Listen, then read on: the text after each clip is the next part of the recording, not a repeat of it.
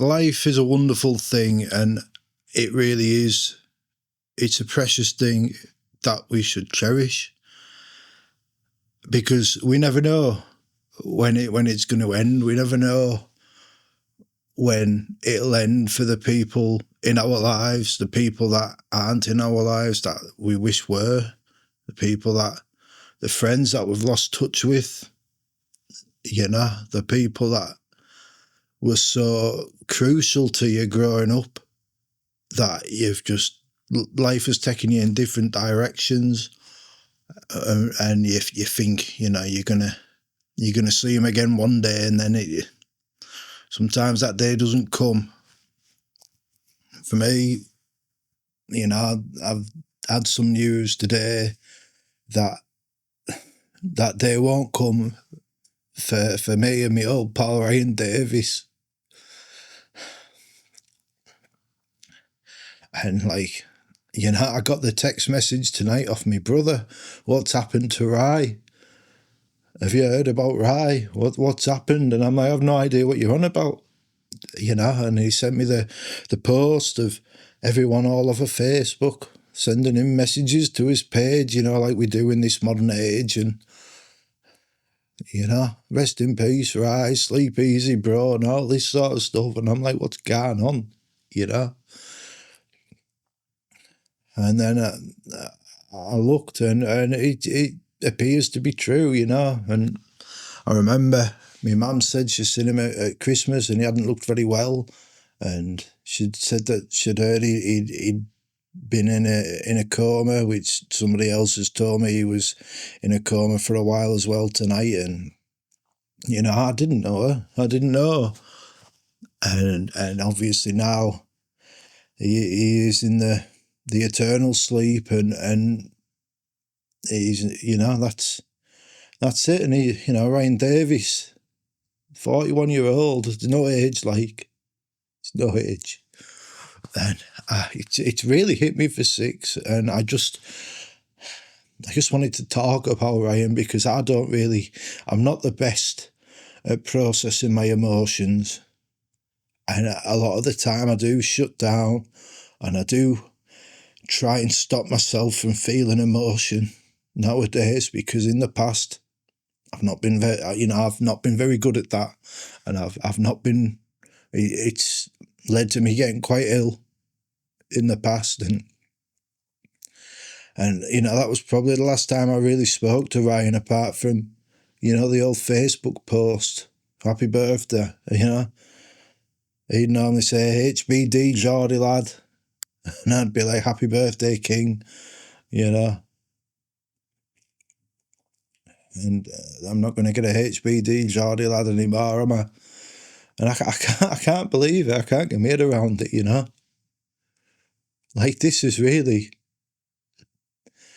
And I just said about being in hospital, and because of, partly because I didn't handle my emotions very well when I was younger. And, it was not long after I got out of the hospital that I last heard from Ryan, King Rye.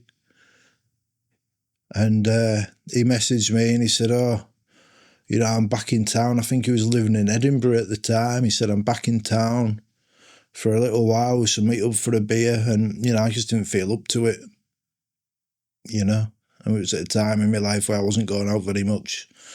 I mean, I suppose I still don't go out very much, but, maybe I should. Maybe I should make more effort to see me old pals. I wish I'd made more effort to see Ryan, And it's funny because, well, it's not funny, but, when my mum said about him not being very well, I thought, I'll have to ring him. I'll have to send him a message. And then, life's busy, yeah? And you put it off, I'll do it tomorrow, I'll do it next week. I'll wait till he posts on Facebook that he's in town, so I'm not bothering him and all that sort of stuff. And yeah, I was like, my brother's asking me about it. And 10 years, 12 years or something since I last seen him. Now I'm never going to see him again. And This is what life does. This is what life is, you know. The passing of time and the passing of people. And it's really sad. And I don't know, you know, maybe I don't know, I don't even know what I'm talking for. I don't even know if I should be posting this. But it's just what I do, you know, and it's just what I do. I just talk too much about stuff. You know, when I moved to Cumbria, I was just about to turn 8. And, you know, he was one of my earliest friends. There was John Burns, there was Stephen Levins, there was Mikey McMahon, although I think he was a few months later, and there was Ryan Davis, you know, and like, you know, I mean, we all were one big crew, but, you know, Ryan was very, very important to me when I was young. Been talking a few stories with my brother tonight, and it's been quite nice, really, to remember what little bastards we all were, you know.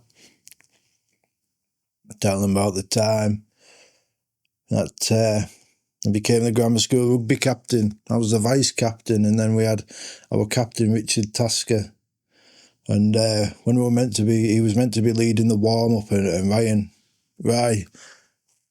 he was off just practising the kicking, and Mr. Kremer, the legendary Mr. Kremer, he's like, "Can you not control Ryan?"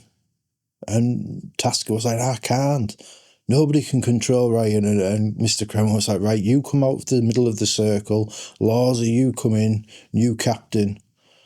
And, you know, so became captain because Ryan wouldn't stop going around kicking rugby balls instead of doing the warm-up. So what was my first act as captain? "All right, you go and do some kicking practice. That's what the team needs from you." You know, and then I never had a problem with that. He was a good lad, Rye. You know, I remember one time I was telling my brother about we had a fallout, me and Ryan, and you know, we were just kids there, and you're like, "Oh, you tell everyone down the wreck, oh, there's gonna be a big fight down the wreck tonight. I'm gonna kick his ass, I'm gonna beat him up." And you hear, "Oh, you wanna hear what Ryan's saying about you? He's gonna take you down the wreck. He's gonna kick your ass, beat you up." And so I'm there at home getting all pumped up for the big fight. And then I walk out the door and I turn left to go down the hill to the wreck. And I was just at the top and I thought, what the hell am I doing here? I turned round, I walked the other direction round the corner, went up to his house, knocked on the door. "Are right? What are we doing, pal? This is daft." And we had a bit of a hug. And then we came up with the plan. We went down the wreck, separately, of course. And we pretended to beat each other up just long enough to draw people in, and then we started chasing the other kids instead. What a lad. You know, I remember we had a little box room. We had a sofa in. I remember playing video games with Ryan. The old WWF Royal Rumble, WWF Royal Rumble. He always liked to be Lex Luger, the narcissist. I think it was Bret Hart I used to like being. I did like the Hitman. Might have been Razor Ramon. I did like Razor Ramon, the bad guy. Yeah, good times. I remember playing for Castletown with him. Penrith football. I remember playing rugby at school, rugby football. I remember one time we were playing in the cup match for the grammar school.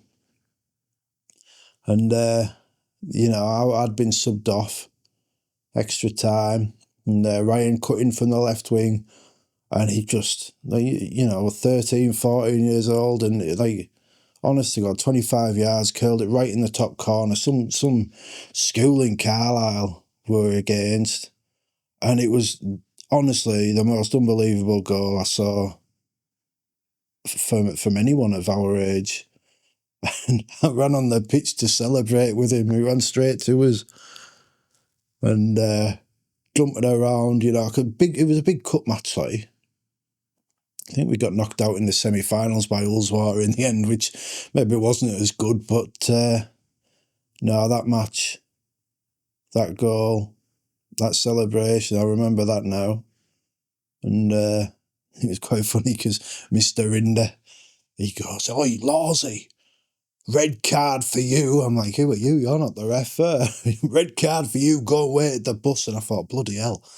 You know, one of my best pals has just scored an absolute worldie in a cup match in extra time, and we're celebrating. You're sending me back to the bus. Who do you think you are? You know? And I mean, he was a character, right? And my wife goes, "Oh, have you got a picture of him? Have you got a picture of Ryan?" I said to her, if you won't remember him, because if you knew him, if you knew Ryan, you don't need a picture. You remember what Ryan looks like. Always some sort of crazy sunglasses.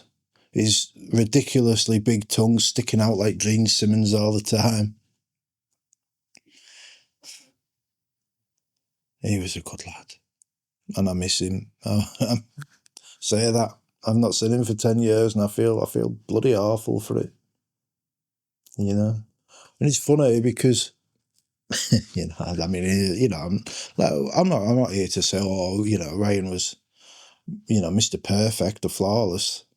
You know, we all got up to mischief like you do. Of course you do. Your kids. You're trying to find your place in the world. You're trying to find your pals. You know, I remember day after my 15th birthday, might have been 2 days after, I think it was the day after, going down behind the old Lilliput Lane factory, down by the wreck, and smoking my first joint with him. I was sat on a little wall, he was stood just to the side.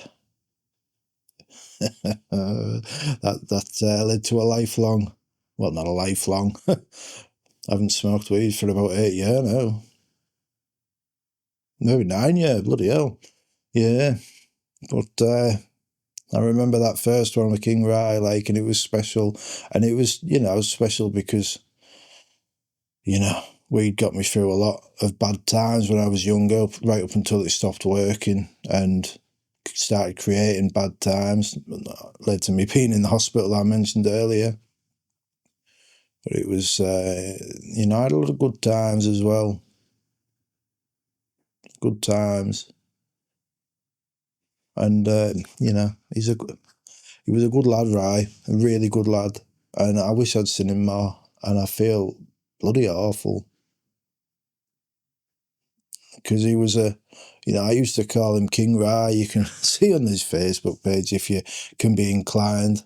You know, every birthday, not every birthday, because sometimes I felt a bit cringy doing it, but most birthdays, oh, happy birthday, King Rye. Happy birthday, Paul. Don't know where you are in the world. Never knew where he was in the world. Sometimes he'd be in Edinburgh, sometimes he'd be in Thailand. He seemed to just be like a roamer. And he was, yeah, for someone like me, who barely leaves his hometown, I don't really go many places. And seeing someone like Ryan go out and explore the world, take the world on, you know, he attacked the world, and his life has ended tragically. You know, at 41-year-old, it's the age. But my God, the lad put some life into those 41 years. And that's what it's all about. You know, the thing when you look at it, when I looked at the post, what I saw were people, loads of people, I didn't barely know any of them, you know, and they seemed to come from all over the world. These friendships he had, the adventures he'd shared with people. It's very rare you saw a photo of him without a great big smile on his face, or, you know, some sort of cool expression with that Gene Simmons tongue. He was a good lad, like. And I should have rang him. And now, The phone will never be answered. And this is the hard thing about life, you know. 2 months older than me he is, it's no age. And I don't know what he went through in his latter years. I don't know why he was in a coma. I don't know why he wasn't very well. I don't even know why he passed. And I should, you know. I should. You know, when my mother said she'd seen him and he wasn't well, I should have got in on the text message, but you think, I'll do it tomorrow. I'll text him tomorrow. I haven't spoken to him for such a long time. What if he thinks I'm a dickhead? What if he doesn't want to talk to us? What if he thinks I asked you for a beer 10 years ago and you turned me down and you never got back to me? You know? But what if I'd just rang him? What if I'd just sent the message? Maybe I would have more memories of such a wonderful lad. Such a special, special man. Not perfect, but the perfect person to be friends with when I was a kid, you know, over in a new town, shy and insecure and not sure how to make friends. And then I see this lad who attacked the world. Ryan Davis attacked the world. He took it on and he got a lot out of it. And that is a lesson for us all.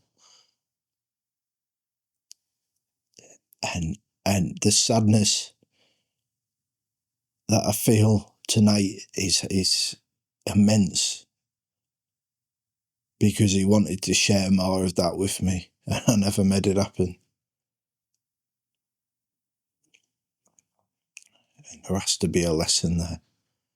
But this isn't about me, this is about Ryan Davis. About a very, very special man who I'm lucky to have known. And maybe I didn't get enough memories with him. Maybe I could have had some more.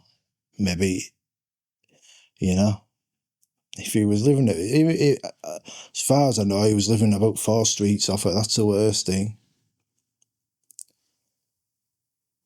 And 4 streets might as well be 4 continents sometimes. But it doesn't have to be that way. And I should have tried harder. You know? And I don't have enough memories with Ryan. And it's really, really fucking hard to know that the last time he spoke to me, he wanted to see us and I said no. And I wish I'd said yes. And if there's one lesson from this, it's to say yes. Because Ryan Davis said yes to life. And he has lived his life. And he will be remembered for the legend that he is. Thank you, Ryan, for being my pal. And I hope you're all right now. Love you, bro.